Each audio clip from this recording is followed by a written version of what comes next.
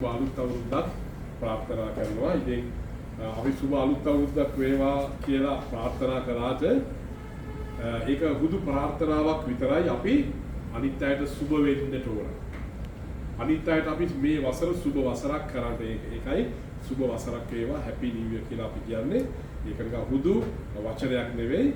අපි අනිත් අයට සුබ වෙන්නට ඕන. මම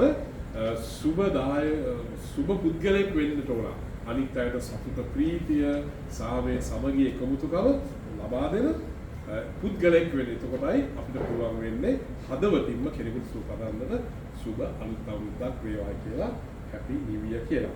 ඉතින් අද දවසේ අපි මේ උදෑසන 2026 වර්ෂයේ පළමු මාසයේ පළමු දවසේ අපි මේ උදෑසන රැස්වලා ඉන්නවා මේ CCP ආයතන අවුරුදු 23ක ගමනක් ආවේ අපි. තව වසර දෙකකින් අපි 25 වෙනි ජුබිලි සමරුම සමරන්නට යනවා. වසර දෙකකින්. ඉතින් මේ වසර 23 මුළුල්ලේම අපි මේ වාගේ හැම අවුරුද්දකටම නව වසර ආරම්භ කරමින් අපි මේ ආයතනයේ මේ CCP ආයතනයේ ආශිර්වාද කළා.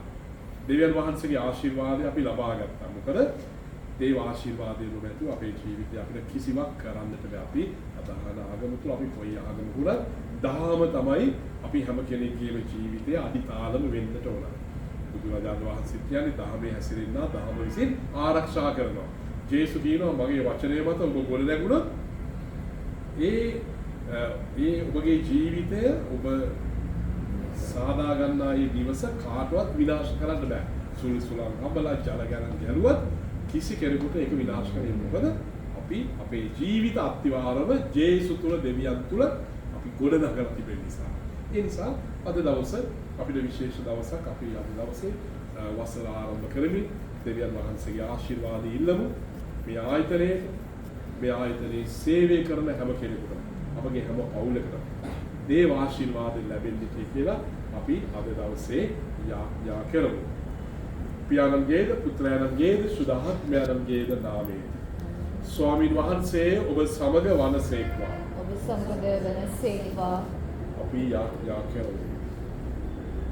දයාබර දෙවි ස්වාමීනි, ලෝකාරම්භයේ සිට ඔබ වහන්සේ මැවූ සියල්ල මත මිනිසා ප්‍රධානියාකට ඔබේ ශ්‍රමයේ ලෝකයේ අංග සම්පූර්ණ කිරීමට මිනිස් අප ඔබ වහන්සේ විසින් කැඳවනු ලැබුවේ.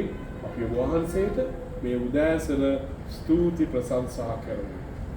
ඒ වහන්සේගේ මහිමේ සඳහාද අපගේ පාපයට වන්දි ගෙවීම සඳහාද වෙහෙස මාංශයේ වැඩ කිරීමට අපට ඔබ වහන්සේ දුන් පරත පිළිගෙන මේ අපගේ සේවා ස්ථානයේ CCP ආයතනයේ මගින් අපි ඔබ වහන්සේගේ සේවයට කැප වෙමු.